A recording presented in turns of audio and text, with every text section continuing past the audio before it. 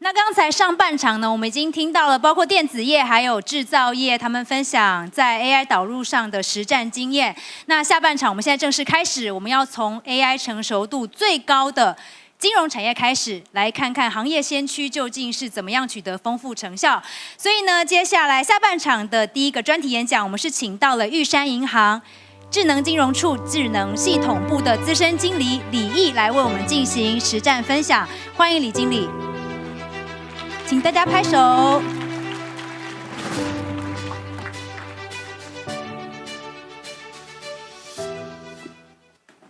OK， 各位好，很高兴今天有在这个场合的话，可以跟大家分享一下玉山银行怎么样运用这个machine learning 或者是 AI 解决我们在业务上面碰到的问题。其实刚才也提过，金融业其实是有大量的资料。传统型的资料的话，大部分都是属于结构化的，不管是数字型的、文字型的。今天想要讲的一个案例的话，是以非结构化资料，也就是影像的部分，来跟大家做一点分享。这个话是我今天的大纲啊，然后我想我们直接开始。我先自我介绍一下，我叫李毅。过去的话20几年，我大概都是在电信业还有网络服务业工作。我在2年多前加入玉山银行，所以我应该还是金融界的小白。我过去的工作经验的话，大概基本上都是用 open source 在打造各式各样的服务平台。来到玉山银行，在智能金融处的话，大概也是做类似的事情。好，在开始之前的话，我先简单介绍一下玉山银行在在数据分析还有人工智慧这边的一些演进的历程。刚才有讲过，因为玉山银行的话，开始去建立资料分析团队、建立仓储的话，已经是有非常久的一个历史，大概是10几年了。我们在2018年的时候，然后原来的数据分析的团队，他们原来的话，大家都是用这个套装软体，然后是用统计分析的方法去解决问题。2018年的时候开始，然后开始转型，使用这个machine learning 的方法。那另外还有就是比方说用 Python 的等等，我们开始就是利用自己开发的工具，然后解决我们的问题。这个2年多下来的话，其实陆陆续续的话有不少的成果，有一些的话是延续过去的经验累积下来的，那有一些的话是我们在这2年因为 machine learning 的方法的导入，就我们有发现，我们可以用 machine learning 去解决以前我们没有办法解决的一些问题。那今天要讲的这个票据影像辨识就是其中一个例子。那在开始之前的话，我想先用这张图来开场。其实刚才的各位的业界先进的话，大家都有提到，其实我们在解决问题的时候的话，最重要的是一个 problem statement。很多人都会以为说 machine learning 就是在建模，事实上，在环绕在它周围的部分是就跟我们平常传统在开发资讯系统的要考虑的事情的话，其实是一样的。比方说你要考虑 configuration、data collection， 这个的话是传统的问题。那另外还有你怎么样去做这个 feature extraction、feature engineering 等等。另外还有这个模型的或者说是你要把它套用到这个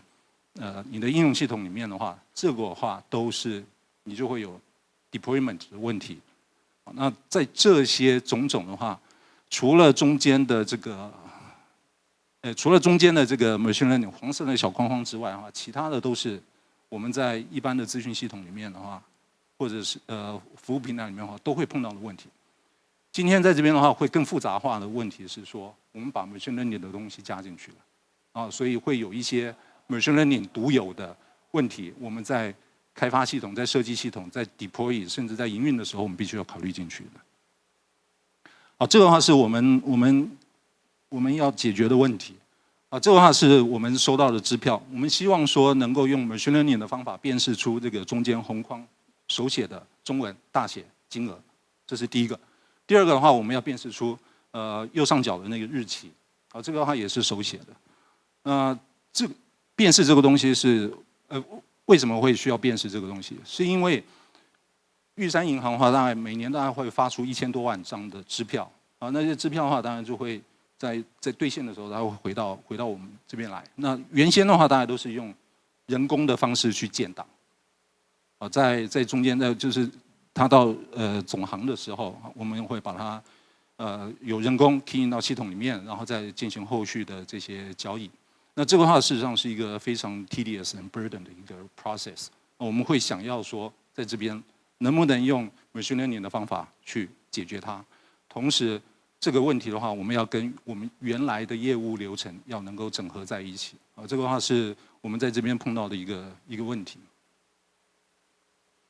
好，那如果说我们把这个问题让它拆开来，从 machine learning 的角度来看的话，这个的话就是事实上是非常标准的一个利用 deep learning 的方法去解决影像辨识的问题。那我们在这边举的这个几个例子的话，事实上是我们在辨识上面的话所碰到的困难。以这个红框框起来这个日期来讲，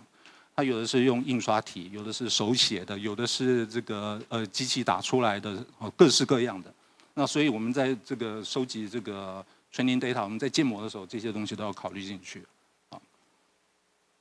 等一下，然后另外还有一个问题的话是那个刚才讲中间那个金额的问题，这个金额的话是不能错的，错的话那后面的账务呢就全部不对了，那这个话会引起大麻烦。所以OK， 不好意思，我再回到这一页。所以在这边的话，这个问题的话会变成是说，刚才我们讲的说，我们的 problem statement 的话是说，我们想要在这个影像辨识的过程当中，我们要节省人工，同时呢，我们又想要说，我辨识出来的金额跟日期这一定要对。好，那这边的这个问题的话，我们再把它转换一下。其实我们在这边要追求的一个问题的话是说，只要我能够辨识，我只要能够100%辨识出金额还有日期，我就算是没有我的 coverage 不到100%，或者甚至就只有50%，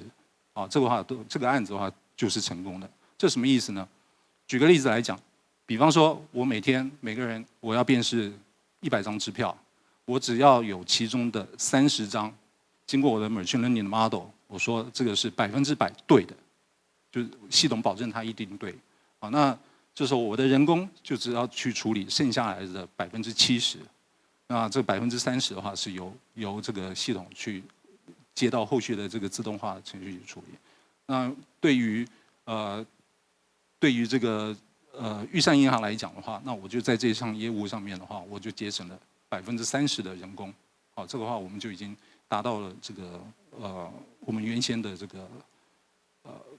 个专案的这个目标。好，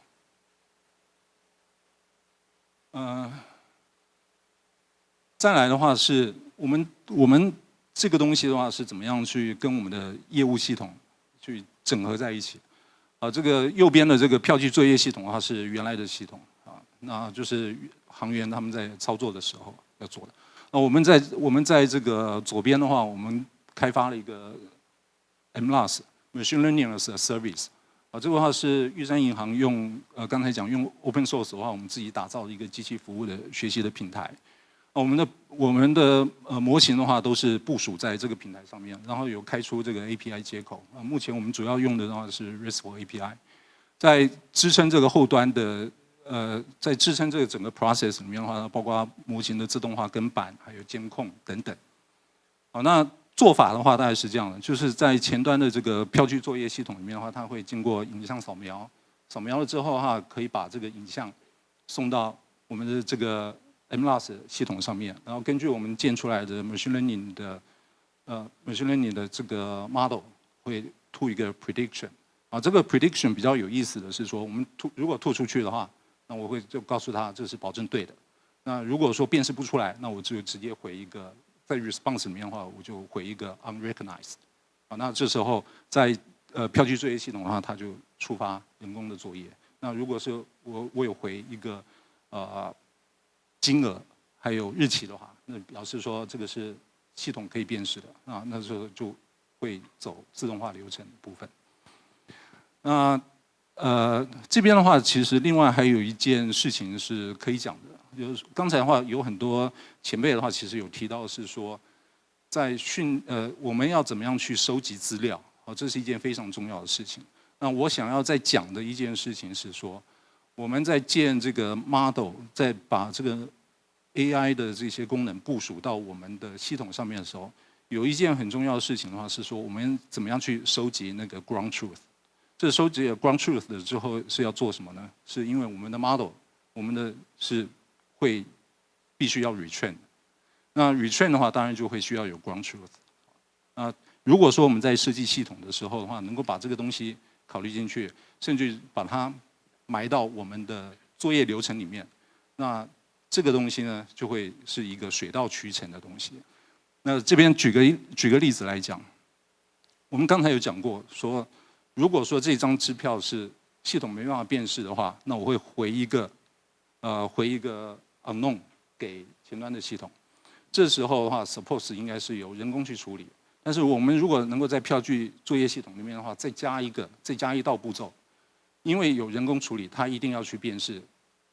时间，它一定要去辨识日期，它一定要去辨识金额。这时候，如果它能够把这个它经过辨识的结果回馈到我们的系统里面去，我们就可以触发后面的自动化的retrain的这个机制。所以我们在这边的话，再多设计了一个叫做 feedback 的 API。这个 feedback API 的话，上面有带一个 transaction ID， 然后同时有一个 ground truth， 主要是前端系统告诉我们的。我们收到了之后 ，OK， 那我就回一个 response， 谢谢前端系统同仁的帮助。那收集了这些的资料，到达某个 threshold。举个例子来讲，比方说我每周 retrain 一次，或者说我的错误，我收到的这个 feedback，超过，举个例子来讲，100笔，那我就触发 retrain 的这个机制。那 retrain 的话，当然因为我前面的话已经有这些 API 呼叫留下来的这些 data， 所以我在系统内部的话，我就可以开始去做 retrain。retrain 完，然后经过一个 threshold， 确定说它的确是比前一版好 ，OK， 那我们就把它布上版。所以这个话是我们在 MLOS 系统这边的话做的这个事情。刚才有讲过，就是说，即便是这些系统，我们做的再好，再自动化，如果没有跟前端的系统整合在一起的话，我们的这个自动化系统、自动化的流程的话是没有人去触发它，它就只是傻傻的待在那边。所以意思就是说，我们在做这个problem statement 的时候的话，一定要想清楚我们要解的是什么问题，同时呢，要能够把 domain 的专家、业务流程的专家、资讯工程人员，还有这个 data scientist， 把他们拉在一起，坐下来，大家好好的把这个问题理清楚，把 problem statement 写下来，那这时候这个专案才会有可能成功的一天。好，那这边的话，其实有大概有稍微讲了一下，就是说服务落地的一些挑战，因为我们要跟业务在定这个 problem statement 的时候，我们必须要跟业务单位去沟通。那我们平常在建模的时候，我们所习惯使用的这些衡量的标准，比方说 precision， 比方说 recall， 那业务同仁的话，他们可能其实听不懂。但是如果我们换一个方式去跟他沟通，比方说我们用 accuracy 跟所谓的 accuracy 的话，就是我保证一定对，然后同时我们告诉他 coverage， 意思就是说，我经过这个系统的话，我保证如果说我的，就像刚才讲的，如果能够辨识，我就保证它一定是对。那我们同时也经过在建模的时候算出来，经过测试算出来，这个 coverage 大概是超过多少一定比例 ，OK， 那他就知道 coverage 就代表他可以省下来的人工，这时候他们就比较听得懂，说这个专案如果做下去，对它的效益是什么。那以我们的这个例子来讲的话，我们目前的 coverage 的话，大概可以做到大概差不多70%几。那意思就是说，我们大概只需要再花原来1/3的人力去做这件事情，就可以达到原来目标。好，那另外还有这个所谓他给的资料不是我的资料，不是我要的资料，因为这个讲的事情是说，原先我们的系统里面，不是这个业务流程里面的话，它有一个很简单的一个扫描，它是为了存档用的。存档用的话，那意思就是说它解析度不高，然后可能是有杂讯，事实上拿这个东西去建模的话是建不出来的。所以后来的话，我们就在那个票据作业系统里面做了一些改进，然后能够把那扫描的原图收下来，然后放到 API 里面去呼叫。这时候的话，我们才有办法去用比较解析度比较高，然后是不失真的这个图形去建模。这时候它的 prediction 才会够准。再来的话是第3点，feedback loop 是提升 machine learning model 的这个效度的一个关键。这个的话刚才有提供，大概有跟大家分享。只要因为在 model 的 retrain 收集 ground truth， 然后让 model retrain 的话，这是改善 model 效能的一个非常重要的关键。如果我们能够在谈业务流程、在设计系统的时候，把这些东西都考虑进去的话，那么这个系统就会变成是一个可以 self-contained 的一个系统，它就可以自动的去一直执行下去，然后可以去解决他们的解决这个业务的这些相关的问题。好，这个的话，其实刚才后面的最后一页 take away， 其实大概刚才前面的业界的先进的话，大家都其实已经讲过了，我这边就只是狗尾续貂一下。那最后一点的话，还是要讲一下合理的人机协作设计的话是落地的关键。这个是我刚才讲有关于 feedback loop 的这个部分。因为时间有限，刚才这个前面这个很多前辈的分享的经验，让我这个有感而发，所以多讲了一些。OK，以上是我的分享。好，谢谢李经理的分享。